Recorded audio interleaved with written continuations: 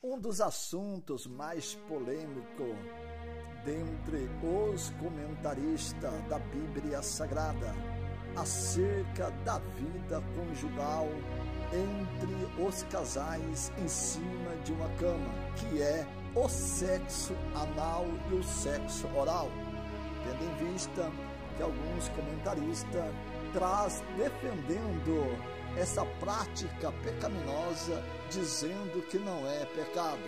Outros traz defendendo a Bíblia Sagrada, dizendo que é pecado, mas não tem versículos para comprovar ao casal que pratica esse ato pecaminoso, que é o sexo anal e o sexo oral.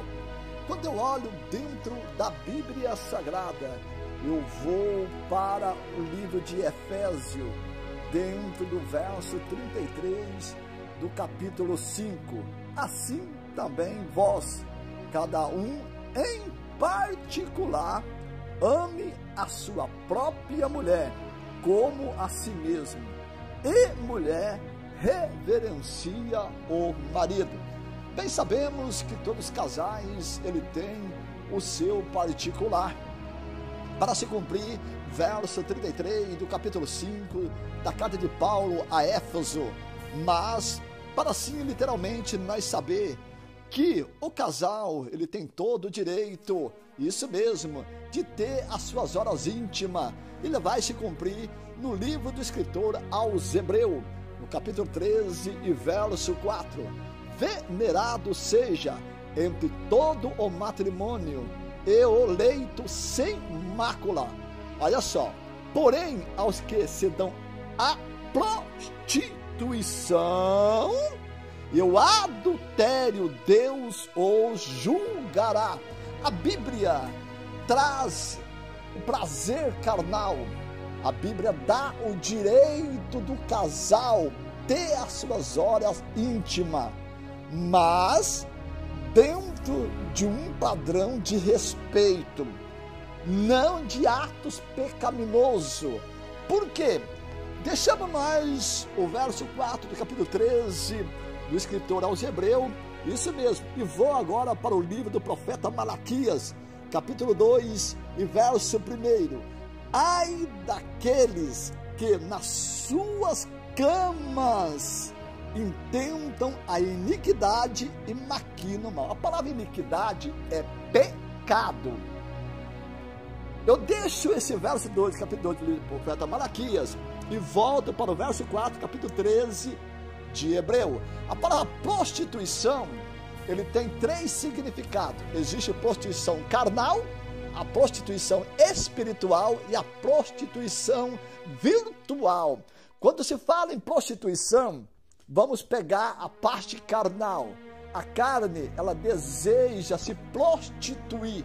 E quando se fala em prostituir, está falando de iniquidade, está falando de pecado. Agora, dentro de um padrão, do verso 4, capítulo 3 de Hebreu, todos os casais que é casado, ele tem o direito, nas suas horas particulares, ter as suas horas íntimas. Mas não cabe, a Bíblia não dá o direito de o homem, o seu órgão genital e a esposa também. Agora vem o que? O homem querer usar o que? Um membro do corpo para o que? Tocar no órgão genital da esposa. E da mesma maneira, a esposa usando a sua boca para tocar no órgão genital do marido. Isso é prostituição carnal. Isso é impureza. E a Bíblia manda os casais ser santo. A palavra santo significa separado das coisas do mundo.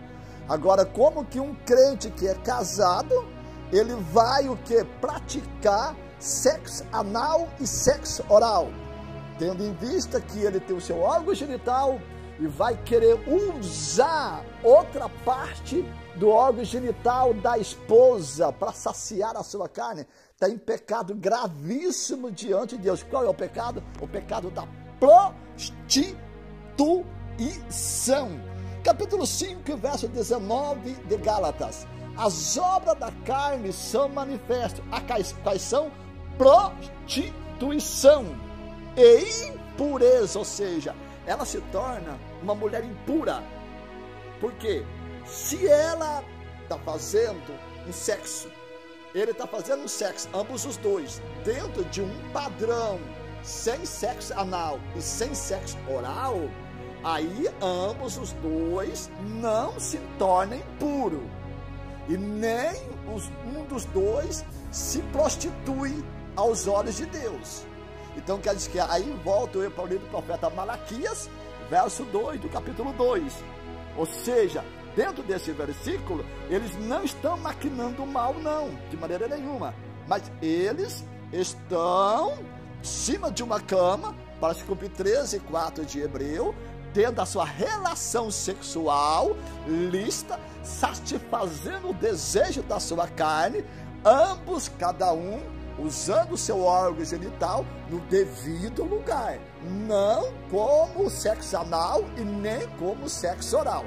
Olha só, eu vou agora, sabe aonde? Deixando o verso 2 do capítulo 2 de Malaquias, eu vou para a 1 Tessalonicenses, no capítulo 4 e verso 3, porque esta é a vontade de Deus, a vossa santificação, vos abstenhai da prostituição. Volto a repetir. Alguns estudiosos, alguns comentaristas, vai pegar-se que na área da idolatria. Tudo bem. Você pode pegar prostituição espiritual, prostituição carnal e prostituição virtual. Agora estamos falando de prostituição carnal. E aqui dentro do verso 3 do capítulo 4 de Tessalonicenses, está Paulo trazendo uma orientação, que nós temos o quê? A vontade de Deus é que nós afastamos-se da prostituição e nós venhamos ir para a santificação. A partir do momento que um casal, independente se ele é crente ou não é crente, está praticando ato sexual fora dos padrões bíblicos, ou seja, sexo anal e sexo oral, ele não está se santificando, e não é a vontade de Deus que ele faz isso. Mas ele faz por quê? Porque são homens e mulheres impuros, que gostam de praticar a prostituição carnal e acaba desagradando a Deus, achando que está fazendo certo. E aí houve comentarista, né? Houve críticos que a qual tenta defender essa prática terrível, essa prática de pecado, que é a prática do sexo anal e o sexo oral. Olha só, eu deixo aqui o verso 3 do capítulo 4 de 1 Tessalonicenses e continuo dentro do livro de 1 Tessalonicenses. Eu vou para o verso 4 do capítulo 4, que diz assim: que cada um de vós saiba possuir o seu vaso em santificação e honra. Observa, nós usamos nosso órgão genital, as mulheres também têm. Nós temos nossos membros, que é o que? É a língua, que é a boca. Agora, como que eu vou usar a minha boca para praticar o que? Sexo oral. Como que a minha esposa vai usar a boca para usar o quê?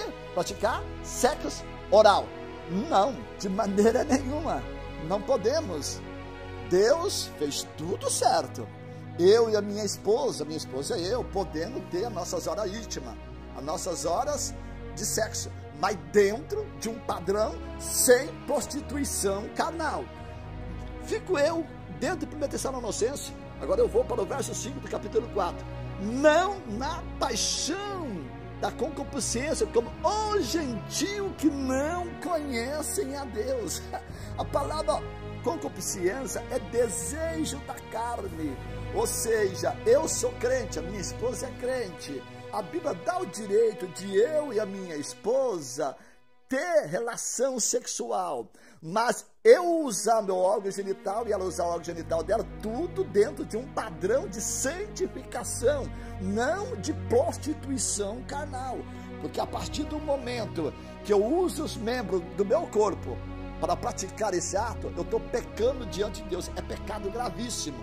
Então quer dizer, a você comentarista, a você crítico, que não tem versículos para assim afirmar se é pecado ou não é, esse estudo está te dando para você versículos, contexto que é pecado gravíssimo as pessoas que fazem tais coisas.